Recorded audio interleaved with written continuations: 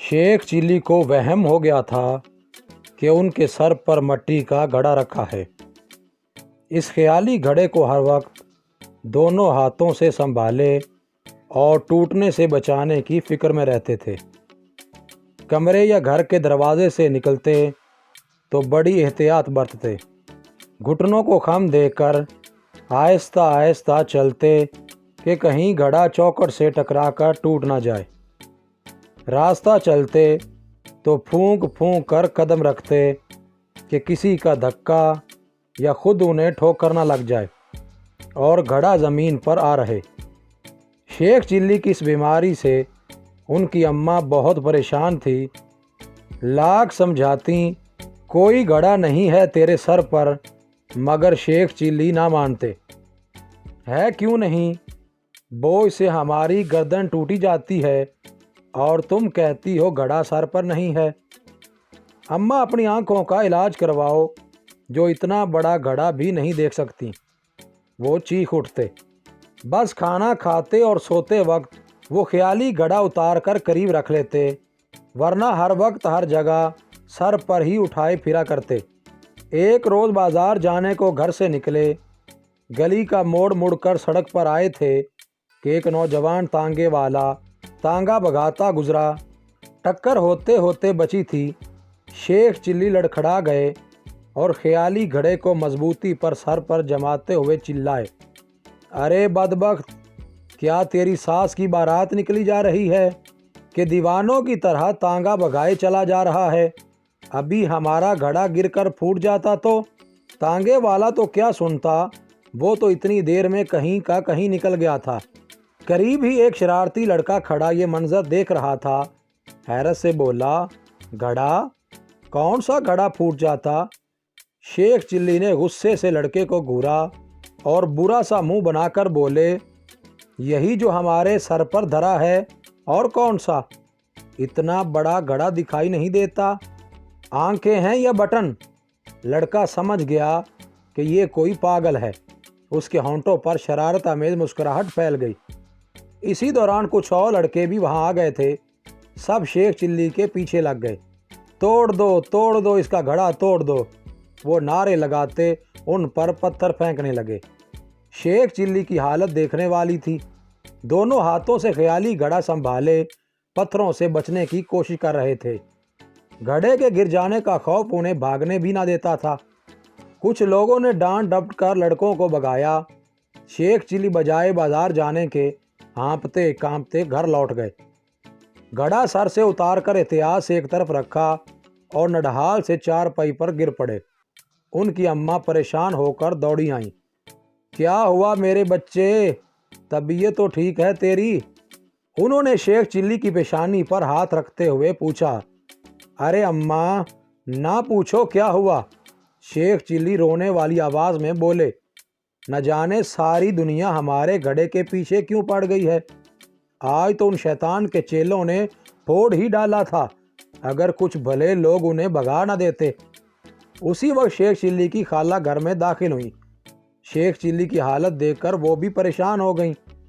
माजरा सुनकर शेख चिल्ली की अम्मा से बोली, ए बाजी, मुझे लगता है साया हो गया है इस पर, किसी मौलवी को दिखाओ। फिर कुछ सोचने के बाद कहा, हमारे मोहल्ले में एक हकीम जी हैं, बड़े अल्लाह वाले, बहुत शिफा है उनके हाथ में, रूहानी इलाज भी करते हैं, उन्हीं के पास चलो।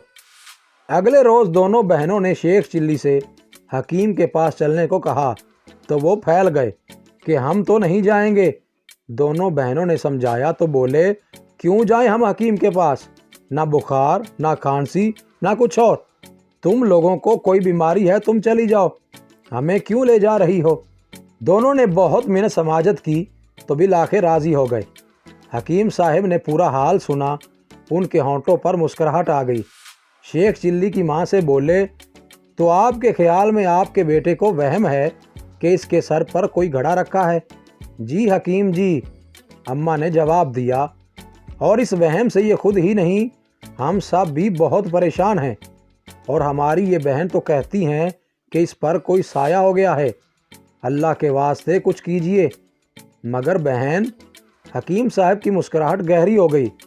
ہمارا خیال یہ ہے کہ وہم آپ کے بیٹے کو نہیں خود آپ کو ہو گیا ہے کہ اس کے سر پر کوئی گھڑا موجود نہیں ہے۔ گھڑا تو واقعی رکھا ہوا ہے اس کے سر پر۔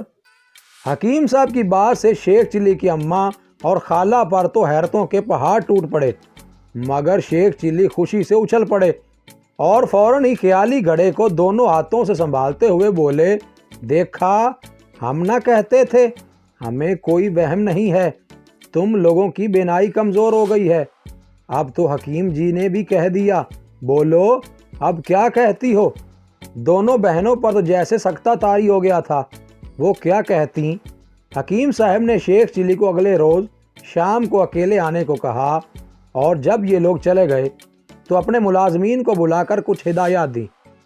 انہوں نے کہا کل شام سامنے والے نیم کے درخت کے نیچے 2 کرسیاں لگا دی جائیں۔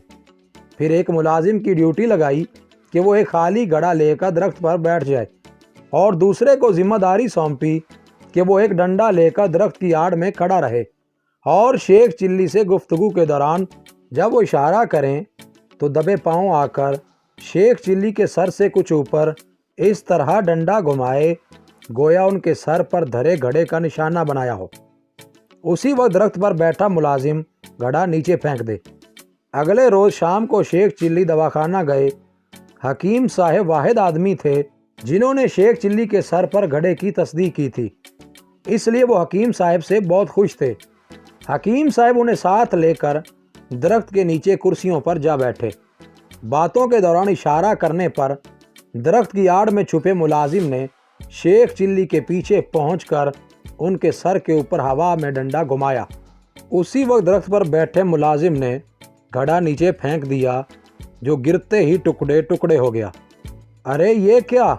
حکیم صاحب نے گھبرا جانے کی اداکاری کی۔ میرے معزز مہمان کا گھڑا پھوڑ ڈالا؟ ٹھہر تو جا بدمعاش! وہ چیختے ہوئے کرسی سے اٹھے، مگر ڈنڈے سے وار کرنے والا ملازم اتنی دیر میں نظروں سے اوجھل ہو چکا تھا۔ بھاگ گیا بدبخت! ہاتھ آ جاتا تو۔ حکیم صاحب 2-4 قدم دوڑنے کے بعد رک کر بڑبڑائے اور واپس شیخ چلی کے پاس آئے، جو حیران و پریشان یہ سارا منظر دیکھ رہے تھے۔ آپ کو کوئی چوٹ تو نہیں آئی؟ حکیم صاحب نے شیخ چلی کے کندھے پر ہمدردی سے ہاتھ رکھتے ہوئے پوچھا۔ نہیں، ہم بالکل ٹھیک ہیں، شیخ چلی نے چونک کر جواب دیا، مگر افسوس آپ کا گھڑا پھوٹ گیا، نہ جانے کون بدمعاش تھا وہ۔ حکیم صاحب نے افسوس ظاہر کرتے ہوئے کہا، جی ہاں، پتہ نہیں کون تھا، شیخ چلی نے کہا اور گہری سوچ میں ڈوب گئے۔ پھر ایک ٹھنڈی سانس بھر کر بولے، چلیے اچھا ہی ہوا، ہر وقت سنبھالنا پڑتا تھا، جان چھوٹی۔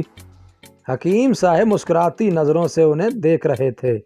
مزید اچھی ویڈیوز کے لیے چینل کو سبسکرائب کریں اور بیل کے آئیکن کو لازمی پریس کریں۔